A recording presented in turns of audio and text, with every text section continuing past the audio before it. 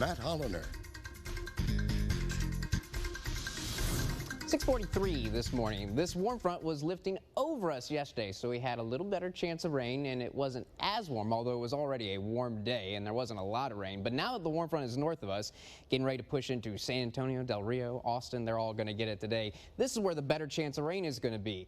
Now that we are behind the warm front, we're going to be even warmer today, and there's going to be less rain. Now, because it's relatively close to us still this morning, I'm going to leave in the chance for seeing a few, mainly sprinkles. I can barely call it a shower because we're talking about very light rain. Certainly not everybody going to see it, but there have been some around during the overnight hours, and that could continue until about 9:30 or so this morning, along with a little bit of light fog in spots. It's mainly just going to be a mostly cloudy, muggy start today. And then look at this afternoon. This afternoon, we're expecting partly cloudy skies, so more sun than yesterday, and that's why it's going to be warmer, around 86. That's going to be our average high. But I think places like Edinburgh, McAllen, and out in Starr County, we're talking upper 80s. Maybe in far western Starr County, highs reaching around 90. That's a possibility. It's going to be breezy for everyone. Gusts around 25 miles per hour and humid. The rain chance for this morning is best near the coast, but even here, we're only talking about a 20% chance of encountering some light showers and sprinkles, again, until about 9:30 this morning. But that does include the morning commute.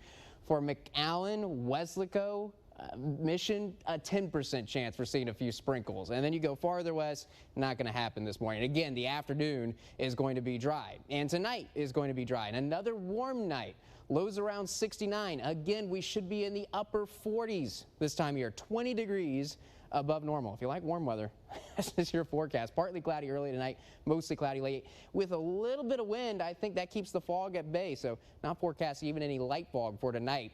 And I think that's the difference tomorrow. It's going to be very similar to today. Mostly cloudy start, partly cloudy in the afternoon. I just don't think there are going to be any sprinkles around, any fog around in the morning. Another breezy day, another humid day, maybe a degree cooler than a day, but that's all we can go. That's the only cool down we can talk about until the weekend. Now, this forecast is still early, but I do want to talk about it because it's the most significant weather we have on the entire 7-day forecast. Right now, we think the cold front arrives late afternoon Saturday. Assuming that holds, we're still going to be in the low 80s Saturday afternoon before temperatures start to drop. And then the rain, again, kind of subject to change. We think Saturday morning maybe not that wet, but in the afternoon a good chance of rain. That rain chance lingering into Saturday night. And even into Sunday, looks like we could have lingering showers. There's still some confusion in the models about how much rain is going to linger on Sunday, but we certainly see a rain chance there, and it certainly looks like a mostly cloudy day. And one thing all the models agree on is much cooler for Sunday.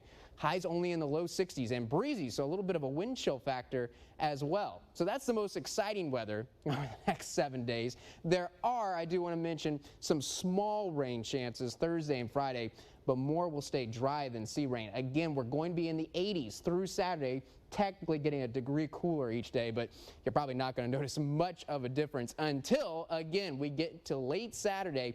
Look how the cool down lasts, too. Even for Martin Luther King Day, highs just around 60 degrees. And notice we're going to be having some warm nights as well. I don't think it gets chilly again. I don't think you're going to need a jacket again until Saturday night when we finally see those low temperatures back in the 50s. More news in just a bit.